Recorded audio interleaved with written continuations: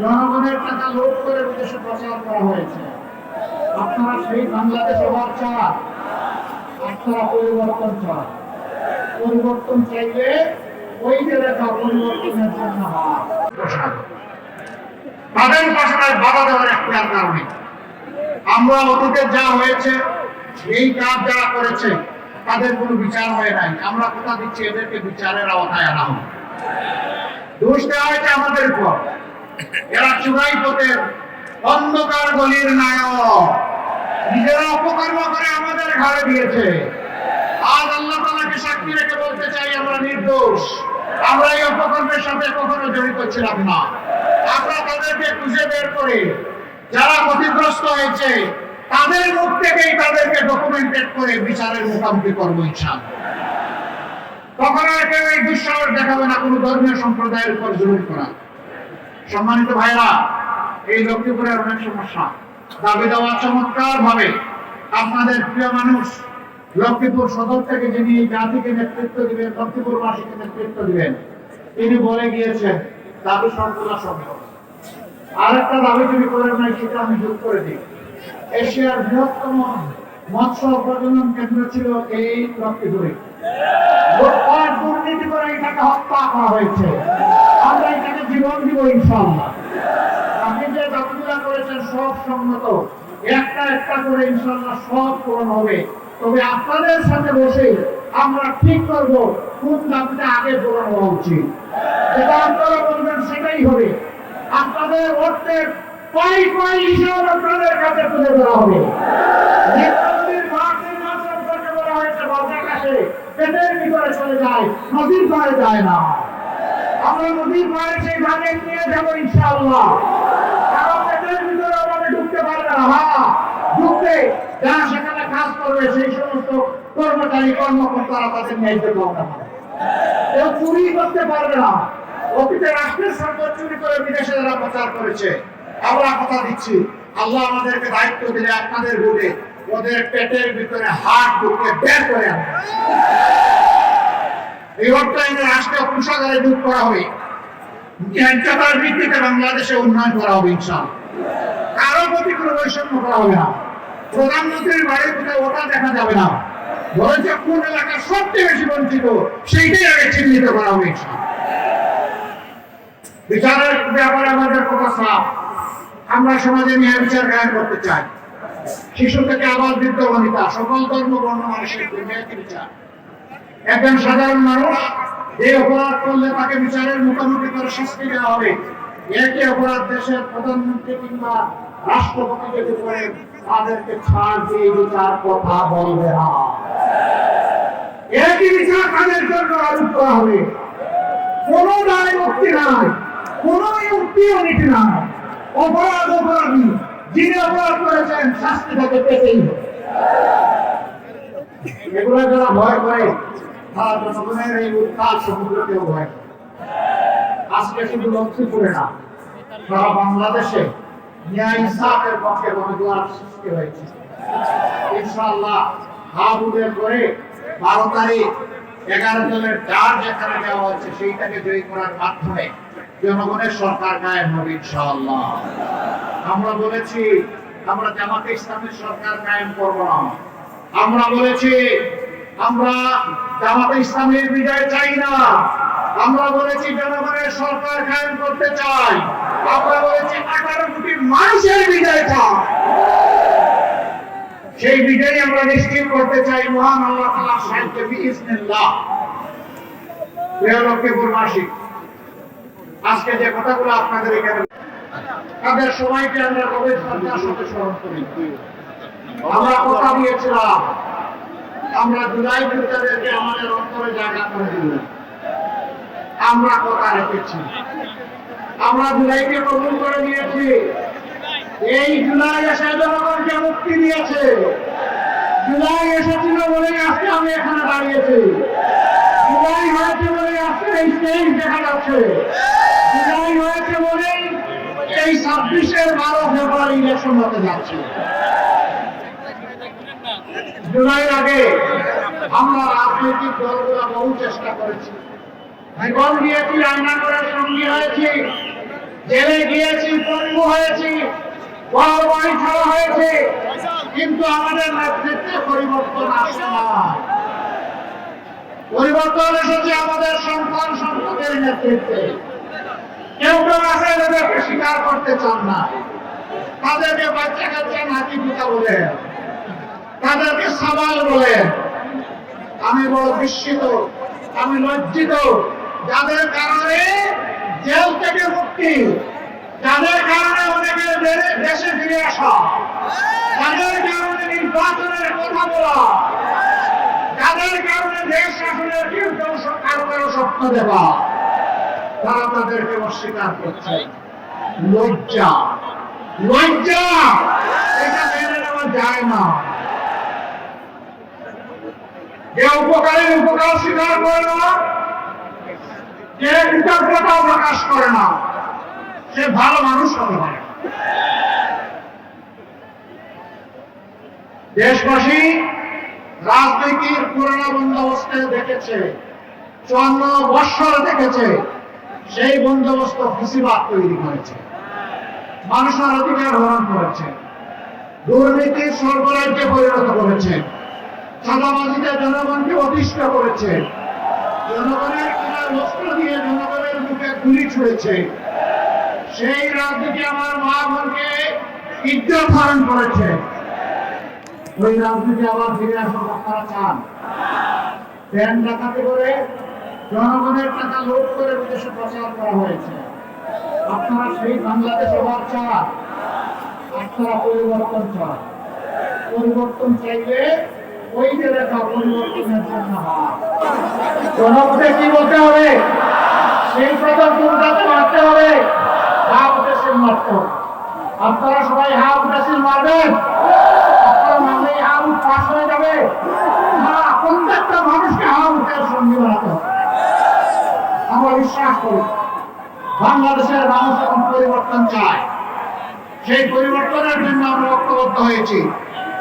আমরা কথা দিচ্ছি, জনগণের আস্থা যদি আমাদের উপর আসে, আমরা আশাবাদী আসবে ইনশাআল্লাহ। আমরা আস্থার প্রতিদান দেবো ইনশাআল্লাহ। জুলাই বিপ্লবের পরে আমরা বলেছিলাম আমরা কারোর উপর থেকে প্রতিশোধ নেব না, আমরা নেই নাই। আমরা বলেছিলাম আমাদের দলের লোকেরা চাঁদাবাজ নয়, আমরা চাঁদাবাজি করি নাই। আমরা বলেছিলাম আমরা দুর্নীতি করি না, দুর্নীতিকে আমরা ঘৃণা করি, দুর্নীতির সাথে আমাদের কোনো সম্পর্ক নাই। আমরা বলেছিলাম মজবুতি আছি, কিন্তু মামলাবাজি করবো না, মামলা দিয়ে মামলা বাণিজ্য করবো না, মামলা দিয়ে নিরীহ মানুষকে হয়রান করবো না। আমরা কথা রেখেছি, আমরা এবার কথা দিচ্ছি, জনগণ যদি তাদের পবিত্র মূল্যবান ভোট দিয়ে এই যুগকে, এই ঐক্যকে নির্বাচিত করে আমরা কথা রাখবো ইনশাআল্লাহ। আমরা কি রাখবো? প্রথমত আমরা জাতিকে আর বিভক্ত হতে দেব না। আমরা পুরানা কাসুন্দি নিয়ে কামড়া কামড়ি করবো না। আমরা পিছনের দিকে দৌড়াবো না। আমরা জীবনকে সবচেয়ে অগ্রগামী বাংলাদেশ দেখতে চাই। যুবকরা, আমরা তোমাদের হাতে বেকার ভাতা তুলে দেব না। তোমরা বেকার ভাতা পাওয়ার জন্য কোনো দাবি জানো নাই। আমরা বেকার ভাতা দিয়ে তোমাদেরকে অপমানিত করতে চাই না। আমরা তোমাদের হাতগুলোকে দক্ষ কারিগরের হাত হিসাবে গড়ে তুলব ইনশাআল্লাহ। প্রত্যেকটি হাতে আমরা ইনশাআল্লাহ মর্যাদার কাজ করে দেব। সেদিন প্রতিটি যুবক গর্বের সাথে বলবে, আমি বাংলাদেশ। আমাকে দেখে বুঝে নাও বাংলাদেশ কি জিনিস। আমরা সেই বাংলাদেশকে গড়ে দিতে চাই। আমরা বাংলাদেশের নেতৃত্ব যুবকদের হাতে তুলে দিতে চাই। প্রস্তুত আছো যুবকরা?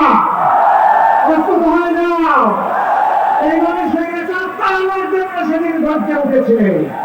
বাংলাদেশ গড়ে দেওয়ার জন্য সেইভাবে দাঁড়িয়ে যাও। আমরা সেই বাংলাদেশ তোমাদের হাতে তুলে দেবো ইনশাআল্লাহ। আমাদের এই 11 দলীয় ঐক্য, যেটা নির্বাচনী ঐক্য, সেই ঐক্যে এবার 62% ক্যান্ডিডেট হচ্ছে যুবক। তাহলে বার্তা দিচ্ছি আমরা জাতিকে, এই দেশ হবে আগামীতে যুবকদের বাংলাদেশ ইনশাআল্লাহ।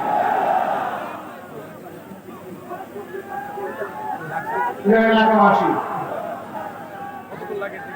এই আন্দোলনে যুবকরা যেমন লড়াই করেছে, আমাদের মেয়েরাও সমানভাবে লড়াই করেছে। বরঞ্চ জুলাই শক্তি পেয়েছিল 15 জুলাই যখন ঢাকা বিশ্ববিদ্যালয়ে আমাদের কলিজার টুকরা মেয়েদের গায়ে হাত দেওয়া হয়েছিল, জুলাই সেদিন শক্তি দিয়ে দিয়েছিল। মেয়েদের গায়ে হাত দেওয়াটা নাকি মেনে নিতে পারে না। মুঘল বাহিনী, হাতুড়ি বাহিনী, লাঠিয়াল বাহিনী সব কিছুটা যুবক যুবতীরা ব্যক্ত করে দিয়েছে। এখন সেই একই প্রবণতা দেখতে পাচ্ছি। এক সময় যারা মজলুম ছিলেন তারা কেন জালিমের ভূমিকায় অবতীর্ণ হবেন আমরা বুঝতে পারি না। জায়গায় জায়গায় বিভিন্ন জায়গায় মাদেরকে বিস্তার করা হচ্ছে। তারা এই দেশের নাগরিক, তাদের অধিকার আছে ভোট চাওয়া, তাদের অধিকার আছে তাদের আদর্শ নিয়ে ভোটারদের কাছে যাওয়া। আপনি আপনার আদর্শ নিয়ে যান, আপনি চান, আমরা বাধা দেব না। আপনারা একদিকে বলছেন মায়েদের হাতে আপনারা দিবেন ফ্যামিলি কার্ড, আরেকদিকে সেই মায়ের গায়েই দিচ্ছেন আপনারা হাত। আপনারা মায়েদেরকে কিভাবে দেখবেন এখনই বোঝা যাচ্ছে। মর্নিং শো হবে, সকালের সূর্য দেখে বোঝা যায় সারাদিন কেমন যাবে। বোনের আগের আলো দেখে বোঝা যায় কেউ নির্বাচিত হলে আগামীটা কেমন হবে। মনে রাখবেন, সেদিন যেমন ঢাকা বিশ্ববিদ্যালয়ের আমাদের মেয়েদের গায়ে হাত দেওয়াকে জাতি ক্ষমা করে নাই, গড়তে উঠেছিল, ফুসে উঠেছিল। আজকেও মেয়েদের গায়ে হাত দিচ্ছেন নিজেদের কবর রচনা করবে। আমরা অনুরোধ করব, মেয়েদের গায়ে হাত দিবেন না, মেয়েদেরকে অপমান করবেন না, কারণ আপনার মা আছে। আপনার মাকে সম্মান করুন, তাহলে আপনি সারা দেশের মাদেরকে সম্মান করতে পারবেন। আর যে নিজের মাকে সম্মান করতে জানে না, এদেশের একজন নারীও তার কাছ থেকে সম্মান আশা করে না। আপনারা দেখেছেন মাথা গরম হওয়ার কারণ আছে। এখন নারীরা তাদের নিরাপত্তার জন্য এই যুগকে দাড়ি পাল্লা মারতে তারা বেছে নিতে চায়। একজন তরুণী তার পছন্দের পোশাক পরে তিনি বের হয়েছেন। একজন সাংবাদিক মাঝে মধ্যে যে রিয়াকশন নেই, ভুল তুলে খায়। তারা জিজ্ঞেস করেছে আগামীতে রাষ্ট্রক্ষমতায় কাকে দেখতে চায়? তিনি বলেছেন জবা। কেন? বলে যে জবা তো দেশটা ঠিক করবে। আপনার এই পোশাক তো আপনি করতে পারবেন না, করবো না।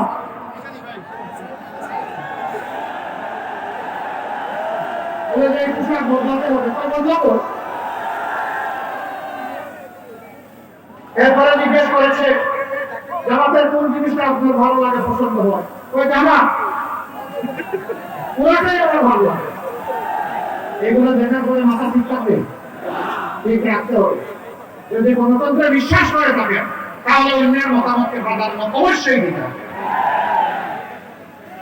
আমরা মাদেরকে বলবো, আপনার যাকে পছন্দ আপনি তাকে ভোট দিবেন, কিন্তু কোন জালিম যদি আপনার দিকে চোখ তুলে থাকায় সাথে সাথে বলবেন 12 তারিখ আমি যাবো, তুমি পারলে ঠেকাই। যে মায়েরা শহীদ পুষ্পর আদির মতো সন্তান জন্ম দেয়, আপনার মাদের মতো সন্তান জন্ম দেয়, আবু সাইদের মতো সন্তান জন্ম দেয়, সেই মায়েরা আল্লাহ ছাড়া কাউকে পাত্তাই দেয়।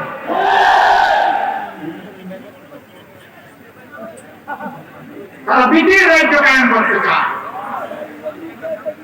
সম্মানিত ভাইরা, বইকে যে জাতি ইতিমধ্যেই জয় করে ফেলেছে, এই জাতিকে হিসাব করে কথা বলবে। যদি সত্যি গণতন্ত্রের প্রতি আস্থা থাকে তাহলে নিজের কাজ নিজে করুন, অন্যটা তাকে করতে দিন। হ্যাঁ, কোন প্রার্থী এবং তার সমর্থকেরা যদি নির্বাচনী আচরণ বিধি লঙ্ঘন করে তাহলে আপনি কে? আপনি অথরিটি যারা আছে, নির্বাচন কমিশনকে বলুন, রিটার্নিং কর্মকর্তাকে বলুন, অ্যাসিস্ট্যান্ট রিটার্নিং কর্মকর্তাকে বলুন, সরকারকে বলুন, কিন্তু আমাকে বাধা দেওয়ার আপনি কে? ইতিমধ্যে বাধার লক্ষণ আপনারা দেখতে পাচ্ছেন। ঢাকার রাজপথে আমাদের পরিবার টুকরো বিপ্লবের প্রতীক হাজিকে হত্যা করা হয়েছে। শেরপুর জেলা একটি উপজেলার জামাতের সেক্রেটারি মৌলানা রেজাউল করিমকে হত্যা করা হয়েছে নির্মমভাবে। হত্যা করে কারো গতি থামাতে পারবেন না। যেই দলের নেতারা আস্তে আস্তে ফাঁসির তক্তার উপর দাঁড়াতে থাকে তাদেরকে ভয় দেখা, ভয় আমরা আল্লাহ ছাড়া কাউকে করি না। আমরা প্রতিশ্রুতি মুক্ত, আমরা যুবকদেরকে যুবতীদেরকে কথা দিয়েছি, আমরা মা বোনদেরকে কথা দিয়েছি, আমরা তাদের আকাঙ্ক্ষা পূরণ করার জন্য প্রয়োজনে জীবন দিব, কিন্তু হার মানব না। লোকের পাশে আপনারা সংগ্রামী জাতি, আপনারা কারো কাছে হার মানেন নাই। এই জায়গায় তুমি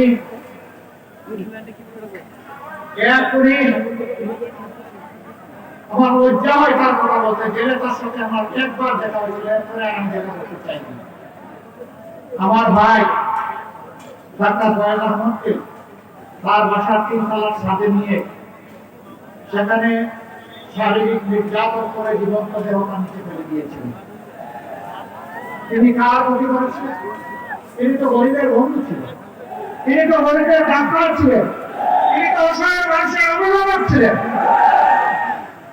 তারপরে এই অত্যাচার, এটা শুধু লক্ষ্মীপুরে নয়, সারা দেশে আমরা এই পরিবেশ আর আসতে দিব না ইনশাআল্লাহ। দেশবাসী এখন একাত্তা, চারিদিকে এখন জোয়ার শুরু হয়েছে মুক্তির পক্ষে। 13 তারিখ থেকে মুসলমান বাংলাদেশ দেখার পক্ষে। মহান আল্লাহর দরবারে আমরা কাতর কণ্ঠে আরজ করি, হে আল্লাহ, তুমি সেই বাংলাদেশটা আমাদেরকে দান করো। লক্ষ্মীপুর অনন্য একটা দিক থেকে, এই লক্ষ্মীপুরে বহু বড় বড় খ্যাতনামা জাতির বিশিষ্ট রাহবার আলিমদের জন্ম হয়েছে এই লক্ষ্মীপুরে। অনেক জাতীয় নেতাদের জন্ম হয়েছে এই লক্ষ্মীপুরে। আমরা ইসলামের জন্য কথা বলি, অনেকের ভালো লাগে না, কারো ভালো লাগুক না লাগুক আমরা বলতেই থাকি। জামাতে ইসলামী, তাবলিগি জামাত, কওমি মাদ্রাসা, আলিয়া মাদ্রাসা সব মিলেই আমাদের এক আল্লাহ, সব মিলেই আমাদের এক নবী। সবাই আমরা ফাজায়ে কেরামের অনুসারী, সবাই মিলেই আমরা এক আল্লাহর উপর ঈমান এনেছি। এখান থেকে কেউ আমাদেরকে ফলাতে পারবে না। আমাদের দাওয়াত স্পষ্ট, আমরা আল্লাহর গোলামি ছাড়া আর কাউকে আমি মানি না, মানবো না, কোনো আধিপত্যবাদ মানবো না, কারো চোখ রাঙানি মানবো না। বিদেশে বন্ধু থাকবে কিন্তু কোনো মেনে নেব। লক্ষ্মীপুরবাসী জাতীয় জীবনের যে সমস্যাগুলো আছে ভয় দেখানো হয়। যেমন ক্ষমতায় আসলে কওমি মাদ্রাসা থেকে যারা পাস করে বের হয়েছেন তাদেরকে মসজিদ এবং মেহরাব থেকে বিদায় করে দেওয়া হয়। এরা মিথ্যাবাদী, এরা মিথ্যাবাদী, বলা হয় কওমি মাদ্রাসা বন্ধ করে দেওয়া হবে। আমি আল্লাহকে সাক্ষী রেখে আপনাদেরকে সাক্ষী রেখে বলছি, কওমি মাদ্রাসা আমাদের পরিচয়, কওমি মাদ্রাসা আমাদের হৃদয়। ইসলামী শিক্ষাটা তারাই এখন ধরে রেখেছেন, আলিয়া শিক্ষা সংকুচিত হয়ে এসেছে। আমরা সেই আল্লাহর উপর বিশ্বাস করি যিনি কোরআন নাযিল করেছেন। সেই কোরআনের অসংখ্য হাফিজ তৈরি হয় কওমি মাদ্রাসা থেকে। তারা আমাদের মাঝে লাগাতে চায়, বাঁধাতে চায়।